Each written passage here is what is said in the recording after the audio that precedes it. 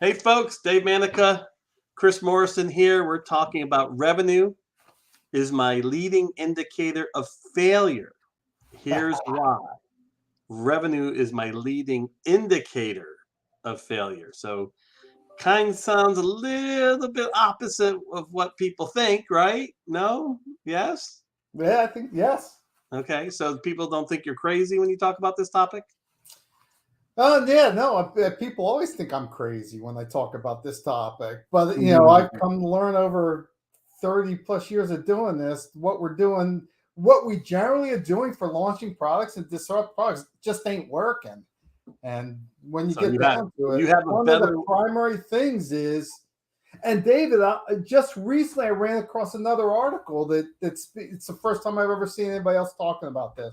A That's venture good. capitalist out of California talks about revenue being a dangerous North Star. All right. So, Excellent. so Excellent. It makes sense though, and so we're going to dig into it, but yeah, ultimately it's not the first thing people think about, and like you're going to be presenting and talking about, that's part of the problem. yeah. I'll tell you, David, my whole agile market entry sales framework that I've developed, I kind of learned over the years I have to be a little bit dramatic to get the attention of salespeople because Yeah. it's not the way people think. But I'll tell you, in Well, you this do like case, drama. what's that? You do like drama. I do like drama a little bit. Oh, Well, I like stirring up the pot a lot. That I do love doing. I that's love right. stirring the pot. There's no We have doubt about talked that. about that But before. David, Yeah. this time I'm not really doing that because it's actually what I've learned. It's actually true. This idea of people focusing on revenue being problematic is probably the most common thing I see. No, It no, I and hear you and you. I have talked about this. The I'm innovation going death through this. spiral. It's one of the leading. It's a leading one of my clients. It's driven all money and effort totally around looking at bookings and revenue and not discovering. So we're Yep. going to talk about that revenue isn't the primary KPI. So remember, not the primary key performance indicator. So we're going to talk about why that is the case, why revenue isn't. Not only, David, is why it isn't, but it's dangerous when it is. That's right. That's the other thing that I think we want to drive home here early on is not only is it not the right one to be looking at, but also when you do are driven by that, and particularly with disruptive technology like we're always talking about, it actually is dangerous to have revenue be your primary indicator of success. And then That we're can going to talk about prevent. then you're going to talk about what is that North Star. Yeah, we'll get into that.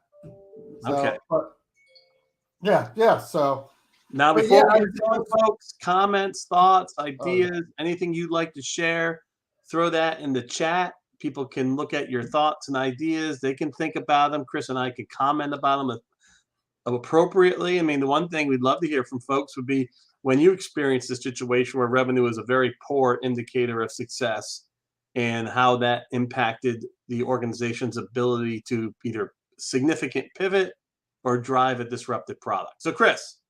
yeah, David. By the way, on that note, I expect people to challenge me a little bit or us a little bit on this one today because it is a bit controversial making this Oh statement. yeah, totally is. Totally is. So I Totally. and so I would welcome people, challenge us on this. Tell All us right, why it's not. so here you go, buddy.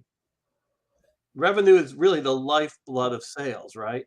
Yes. It's Yeah. the core of why you get a lot of sales professionals in this business. Revenue drives commissions, drives money in my pocket so I can buy my boat, my car, my fancy house, my second lake house, all that good stuff. But why is it dangerous? So tell us, come on, get into the meat of this. Why is it dangerous? So, in when we talk about the lifeblood of sales, there's kind of like this hidden, I don't know, hidden maybe, or it's unrecognized or undistinguished.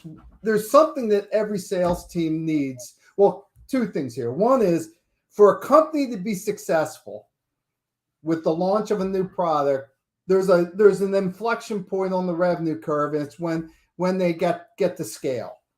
And that, until so what we should be focusing on is what does it take to get to scale, not how do we get revenue in the door. That's kind of like one of the most fundamental things. So to have a successful startup company, you've got to get to scale. for a product launch, to have a successful product launch, where actually start making money, you have to get sales to scale. And there's one thing So that on the scale, what is scale to you? so scale from a metrics, from a number standpoint, is that when you get that hockey stick, when you make that transition hockey stick. Can scale also be, though, the fact that you found an easier way to make the sales? You have a repeatable way that isn't scale also the fact you found a repeatable way to make those sales? Well, yeah, that's my point. Until you have let me put it this way. I think it's better to say it's a repeatable model. You're looking for the repeatable model first. You're looking for you can't get you can't get the scale without it. You can't scale without a repeatable. I agree. I am in real world. Last year and a half in 2 companies, I cannot scale without a repeatable model unless it's Herculean effort or just dumb luck or a blind squirrel finds a nut. Even the Herculean effort doesn't get you get you the scale, because you're either adding a whole bunch of resources, right? You're either adding a whole bunch of salespeople because they're not operating at efficiency. Without a repeatable process, they can't operate at efficiency. It won't be efficient. That's right. So they're operating at 20, 30, 40% efficiency, whereas a professional sales organization should be operating at 70, 80%, somewhere in that range. So either you got to add a whole bunch of salespeople to get the numbers up, which means you're just increasing your burn rate, or you've got to go get a bazillion leads. Yep. And generate a bazillion leads, of which you're only going to close a small percentage. You're not going to have efficiency there unless each lead costs $30 to $100. You're burning cash that way. Which way are you going to burn cash? Either way, you don't get the scale. So you need this is unless you get lucky. Unless you get lucky. Well, you can find repeatability by getting lucky, but the chances of that, particularly if you're really disrupting a market and changing, the chances of getting lucky are really, really, really slim. You got to. So you and I both know, based on our experience, that what happens is you have the founder and the product people. They come up with a cool product. The founder's into it. The founder knows people. They're talking, but then they're told by the first seed round funders, go out and buy a bunch of salespeople, go out and buy your marketing capability, and start spending money generating outbound marketing activities and outbound selling activities, and see what happens. Yep. And that just creates a bigger problem. That just drives up your burn. Yep. Even faster. And unless you have a repeatable process to execute that burn against, you're going to have no efficiency in the organization, on your sales team, in your marketing effort. The board comes in quickly and says, I don't like your CAC. I don't like your sales cost as a percentage of revenue. And then it defeats all your forward momentum associated with maybe pivots and adjustments you have to make, because now you're doing micromanagement on something that shouldn't be micromanaged, because you shouldn't be doing in the first place. You shouldn't be doing in the first place. And this gets us back to, and all that stuff that's driven by the board, by the upper level management, is driven around this concept that we've got to drive revenue up as quickly as possible. Yeah. And that's why I say revenue is my leading indicator of success, of failure, because when I see that with a disruptive product, I know they're not going through the learning that they need to go through to figure out the repeatable sales process, which is what's required by the sales team and the individual sales rep to get the scale. All right, so I know none of that's going on. Let's help these guys out a little bit, because we talked about the repeatable sales process, you call it RSP, a lot in these sessions. Yes. Give them an example from your perspective of what a repeatable sales process is. So I kind of map it out. When you look at the sales process, typically you're looking at, the sales cycle from, the sales team gets a lead, they drive it to close, and they get out. The repeatable sales process starts way before that. And, a lot of this is common sense, but it's also the things that companies aren't doing.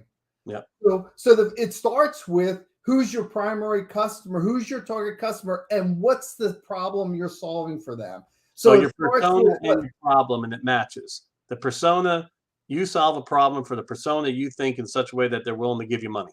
You can find that point. And you can find that persona. What's that? And you can find that persona. And you can, yes, you can identify it, and you can find it, you can locate it, you can target it. And then you can give So them the first part content. is that. Then the second part is a repeal. So it's, okay, what's the message that's going to get that persona to respond, right? And that you have to figure out in your early sales. That's that's the sales team for. Then that message, you take that message back to marketing. By the way, this is backwards. Marketing shouldn't lead messaging at the product launch. Isn't that Sales hilarious? should lead Oh my messaging. gosh. Oh my, it drives me absolutely crazy. I was at one startup and marketing was supposed to do the messaging. It's like the people using the product, the salespeople, anybody talk to any customer should do the messaging because they know what people are saying. Yep. And they It know really what is backwards, isn't it?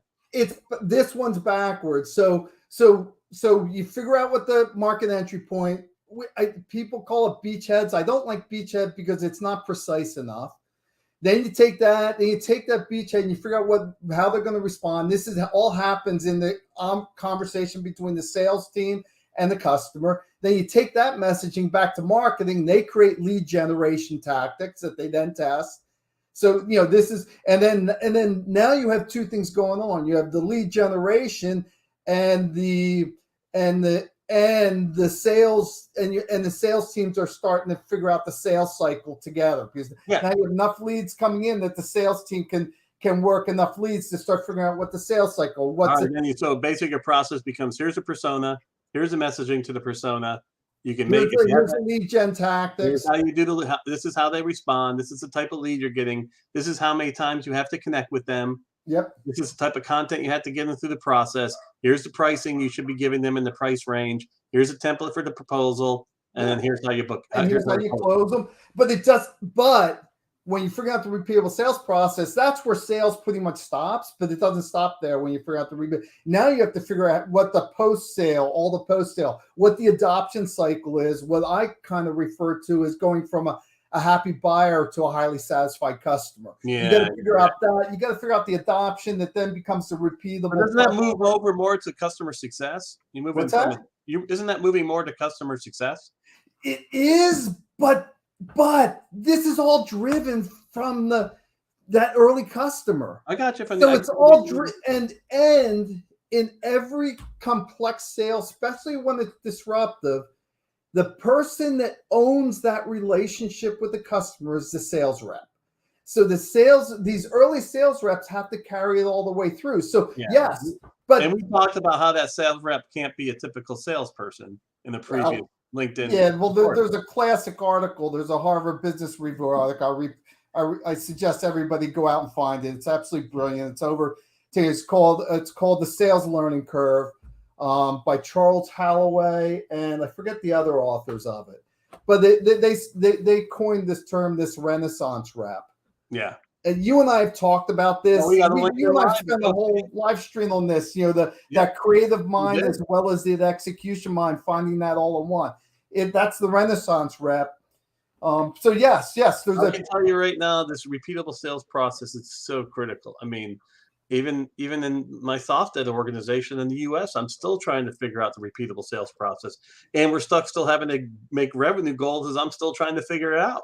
So it is Herculean. It's relationship right now, dumb luck, a base model. So here we go. We made all this preaching about why, if you make revenue your key, your number one indicator, you're screwed. So where is your North Star? So the North Star, and this is kind of be weird, I guess, or I don't know. Your North Star is time. So, and this is so Dave, look at the revenue curve. Look at my face. So we have the revenue curve. You have on the x-axis, you got time. On the y-axis, you got revenue, right? We're focused on the revenue side of it, right? That's what we focus on.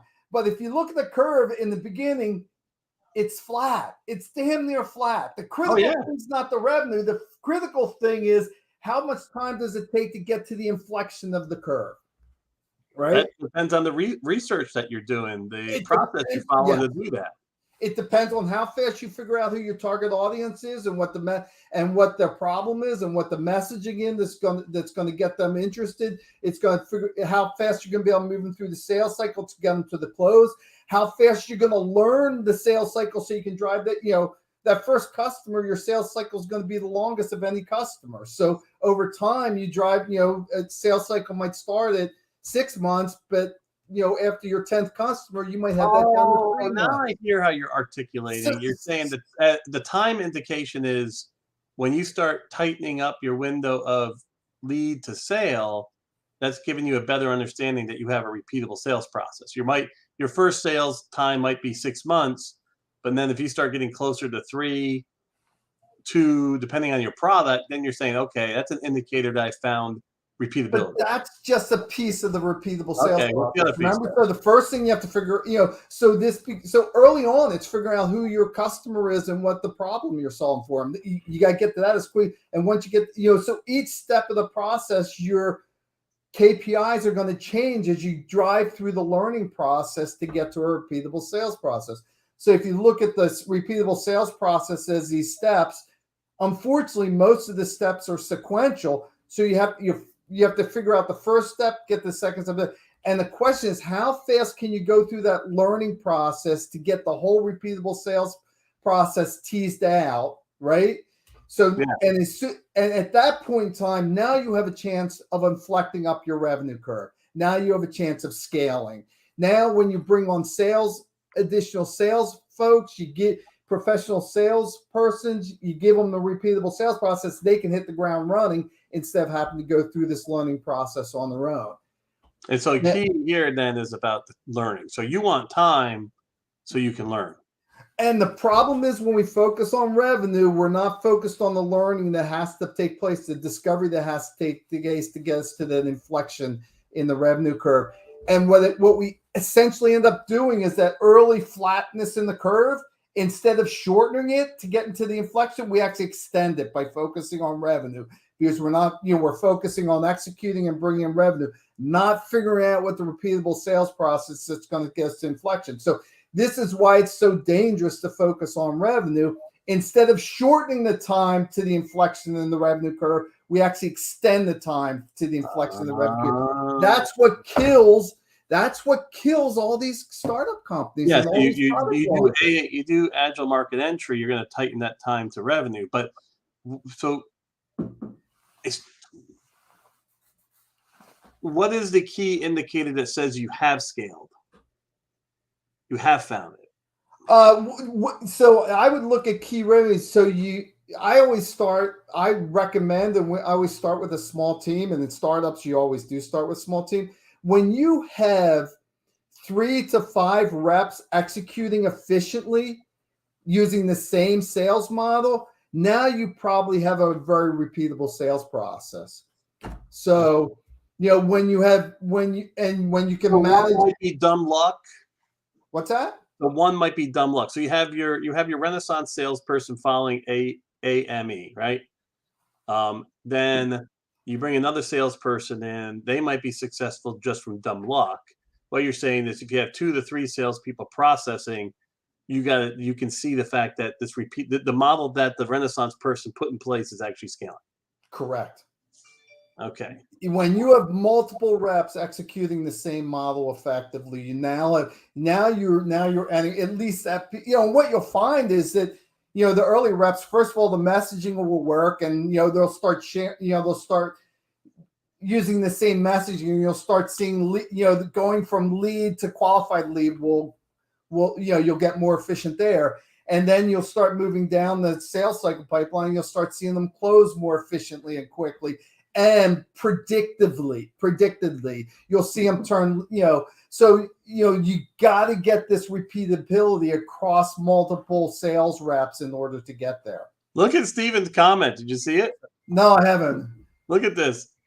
So his thought process is that a focus on revenue basically takes away the responsibility of finance, leadership, and marketing and throws it on the sales VP. And do we not see that all the time? Yeah, so that, and I was thinking, I was thinking that about that exact thing on my bike ride this morning. This idea of giving the sales team a repeatable sales process, and by the way, I've worked with Steven in the past, and he's one of the best Renaissance reps I've ever worked with. Mhm. It is the responsibility of the leadership to deliver this to the sales team, but it's not what happens. Most leadership teams, VPs of sales, marketing, they give them, marketing gives you a brochure and a PowerPoint presentation. The VP of sales gives you the same materials and a quota and tells you to go do your job. But what ends up happening is leadership hasn't given the sales rep the core thing they need to do a job. What a professional sales person does is they execute a repeatable process. So here's my ballot. This is so funny. This is so funny because this happened. Stephen's dead on. It's leadership. This happened in the company. Responsibility. This happened in the company I'm supporting, in the fact that revenue is the indicator, and all focus was on why isn't sales getting opportunities? Why aren't they getting meetings? Why aren't they getting pipeline?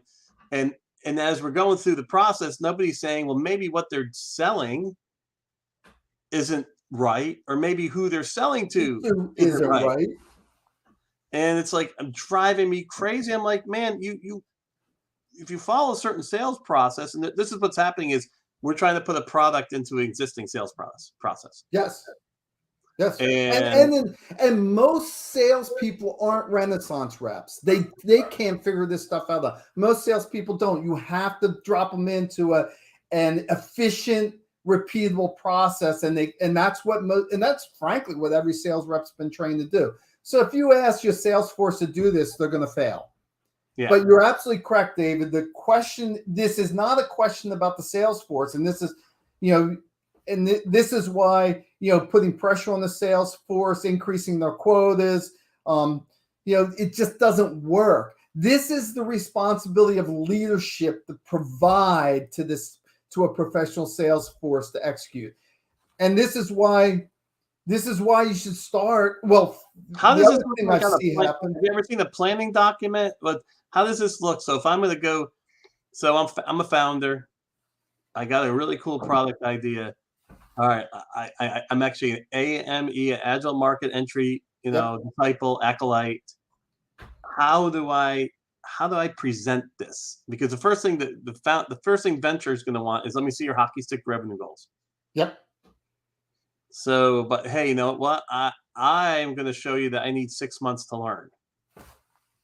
So I think there's a bunch of different things. One is, and I've seen this. So I'm working with a company. I just started working with a company right now, and they have a product that's FDA cleared already, and they're waiting another 12 to 18 months to start selling that product. So this is one of the other mistakes that sales teams do, is that you should start selling. We should start selling products much earlier, much earlier.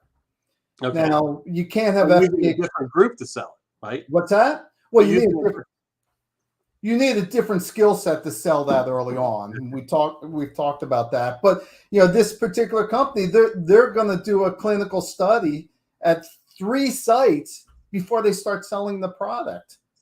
And I recommended them start selling that product today. Mm-hmm. They have FDA clearance. They can sell that product. Start selling it today. But they're selling it using the Renaissance rep, using Agile Market Entry techniques to find out where the opportunity is. Yes, that's my recommendation to them. No, as an Agile Market, now from a discovery mindset, right? If they go sell today, if they sell nothing, that's not a bad outcome early on.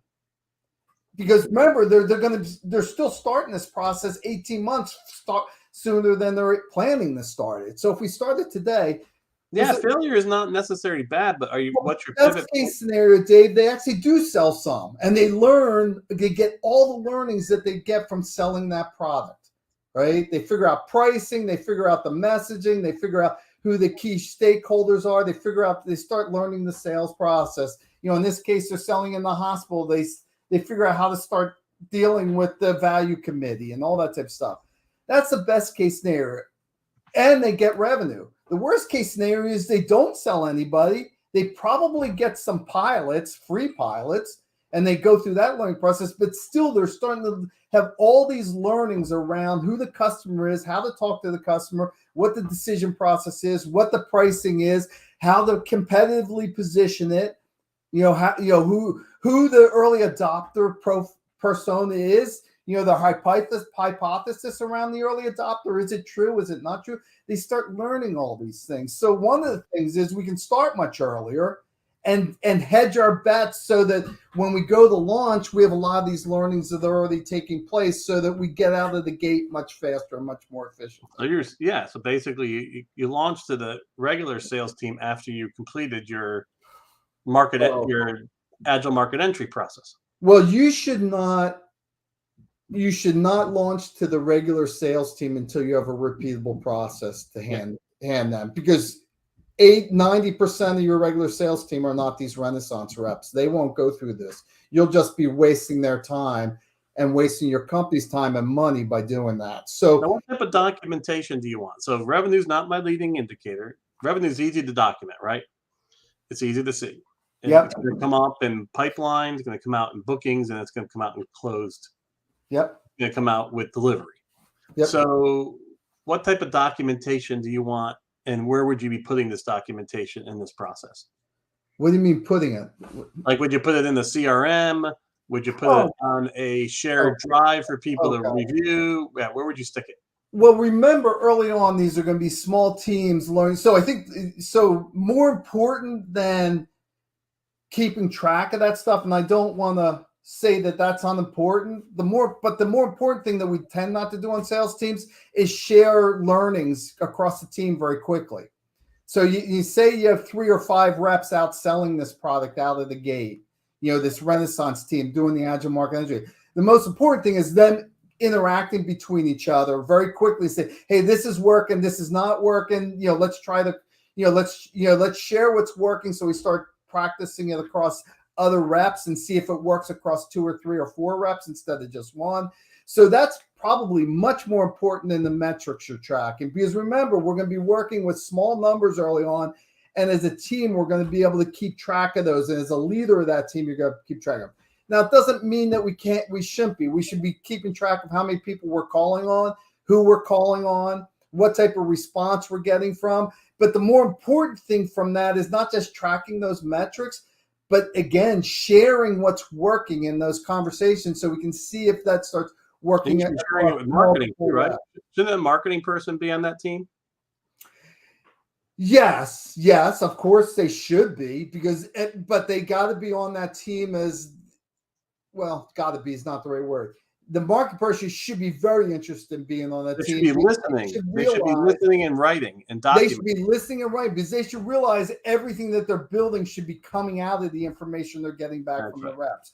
That's not the way most marketing teams interact. What I like to see a rough draft persona, and that changes to that persona as the team learns, and then be able to say, okay, here's where, rough draft A, now we're on rough draft 17. Here's the differences in the persona document. This is the persona we can scale on.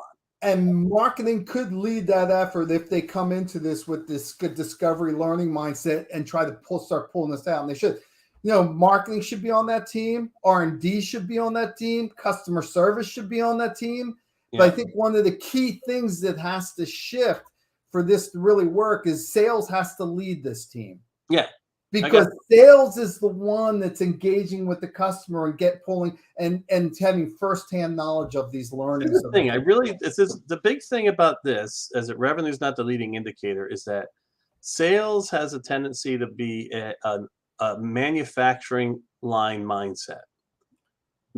Put metrics and numbers into it. They follow a process. They will be successful. And we both know that is true if they have the right process. But this is where sales has to be the creative, the testing, the thoughtful approaches, and sharing those approaches. They have to work to build it. And I think people don't necessarily see sales that way. They might see business developers that way a little bit, but the common entrepreneur and startup investor doesn't see sales like this. No, they don't. But this is an interesting track to take, David. So yes, but the common entrepreneur and the common investor doesn't get what you and I are talking about right now. No, because we're all trained that sales just has to follow a process with somebody yelling at them every day. tracking their metrics and they're making their calls and everything's going to work out. Okay. But David, this is why the launch of disruptive technology is so the metrics are so miserable. Yeah. There's two reasons why. One is that it's one of the hardest things to do in business because we're doing something for the very first time, not just us, but the customer. So inherently it's difficult and challenging. But number two is we're doing the wrong things. We're using growth stage sales concepts, principles, tactics, management styles to be doing it. And those are all driven by a foundation of executing a repeatable sales process. Yeah. You apply those manufacturing line. A lot of people see sales as basically a manufacturing line. And as long as the people are performing on the manufacturing line to the specifications that we have set, everything's going to work out all right. But the problem is in disruptive product, the specifications, you have no idea what they are.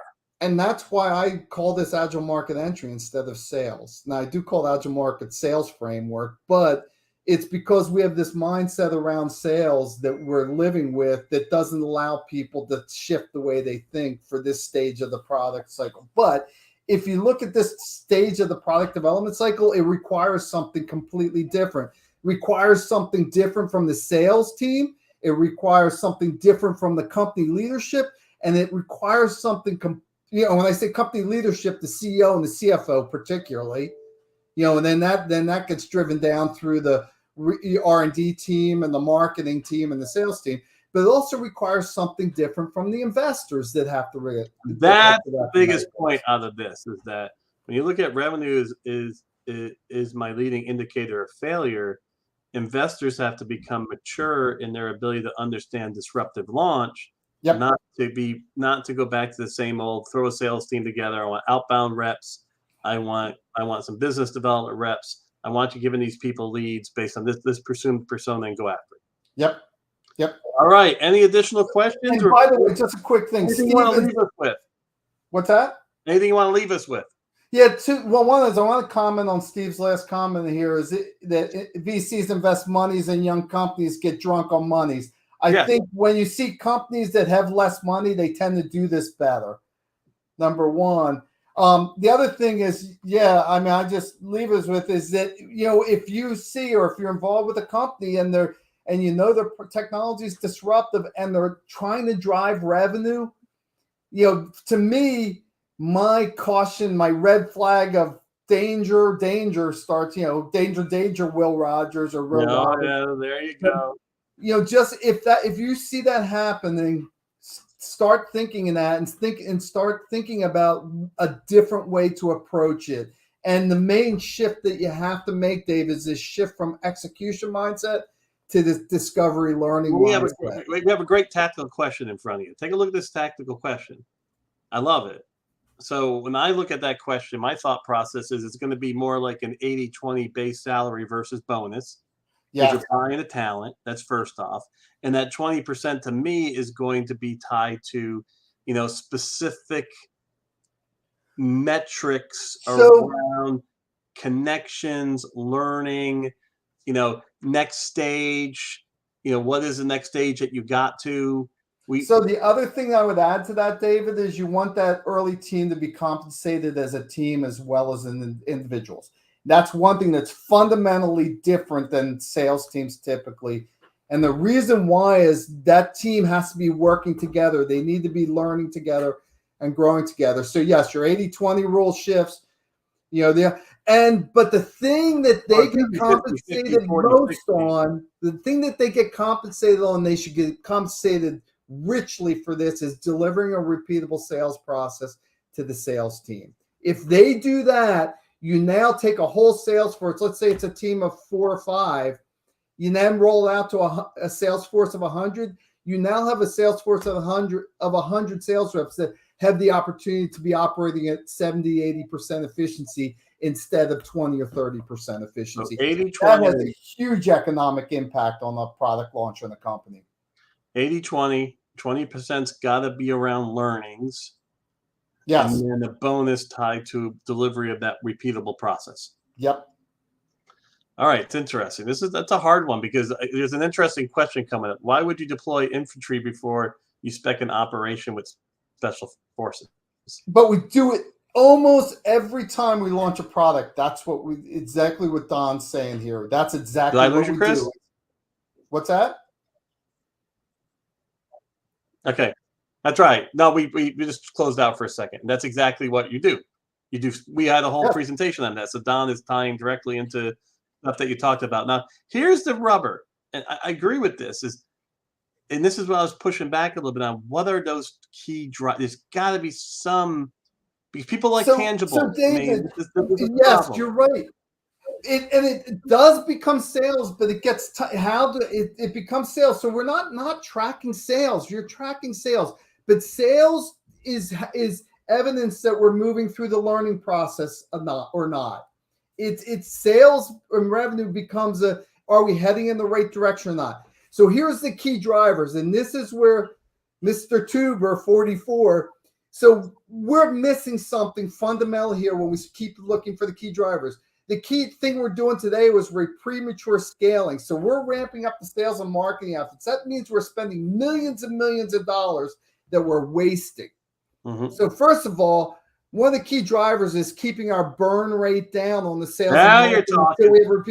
That'll save us millions right up front. And key driver number one is controlling burn rate. Is controlling burn rate early on, and that's the burn rate to sales. Like you could do a ratio between burn rate to sales. You can say, look at this burn rate to sales versus this burn rate to sales. Yep. Then you want to get to burn rate to repeatable sales is going to be better than burn rate that you have. As soon as we have a repeatable sales process, then we should see a huge leap in our burn rate. Because then we should be scaling up. That's now you're not even have a burn rate because you're going to be putting cash down the bottom line. You're going to be able to put some G&A money down. So the metric becomes your total, your cost versus revenue, tracking that, because we're doing the opposite now. We're scaling up our revenue and skyrocketing. We're spending. Sales is an indicator. It's just not a key indicator. Ratio between burn and initial sales is an indicator. That's a huge indicator early on. So, and if we look at that in most launches today, the number is really skewed. Yeah. I see. You're dealing with that company you're dealing with now that's got out ahead of their skis, and you're not trying to catch up. You're burning way too much. Not hiring a bunch of salespeople. I got into big fights about it because it just wasn't logical at that time. We hadn't learned yet. All right, let's see. We got to wrap up, David. We're way over. All right, so folks, thank you very much. This recording's available if you want to share it with folks. Appreciate the feedback and interaction. Chris, have a great 4th of July weekend. For any Americans on here, happy 4th of July weekend. For everybody else, enjoy your weekend and your entry into summer. Unless you're in the Southern Hemisphere, your entry into winter. Peace. Thank you, everybody. Thanks for all the comments today.